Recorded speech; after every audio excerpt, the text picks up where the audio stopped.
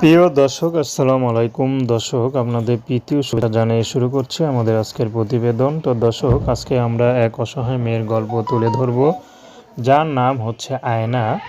আয়নার বিয়ে হয়েছিল, কিন্তু 2 মাসের মধ্যে আয়নার ডিভোর্স হয়ে যায়। কারণ বিয়ের পর দেখে স্বামী পরকীয়ায় লিপ্ত। তো শেষ পর্যন্ত আয়না আগেই কেটে পড়ে। তো আয়না তারপরও স্বামীকে বোঝানোর চেষ্টা করেছিল, কিন্তু স্বামী খুব 1 মাসের মধ্যে ভালো ছিল, আর 1 মাসের মধ্যে আয়নাকে খুব অত্যাচার করতো বিভিন্নভাবে।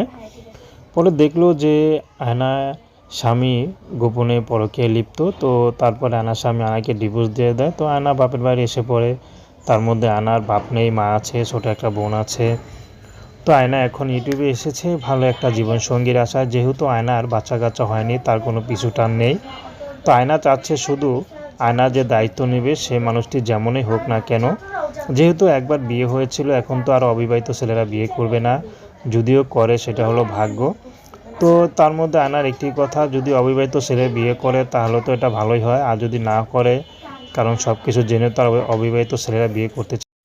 কোনো বিবাহিত বা কোনো বয়স্ক পুরুষ যদি আয়নাকে বিয়ে শাদী করতে রাজি হয়, আয়না বিয়ে শাদী করতে রাজি আছে। আয়নার কোনো ব্যক্তিগত পছন্দ নেই।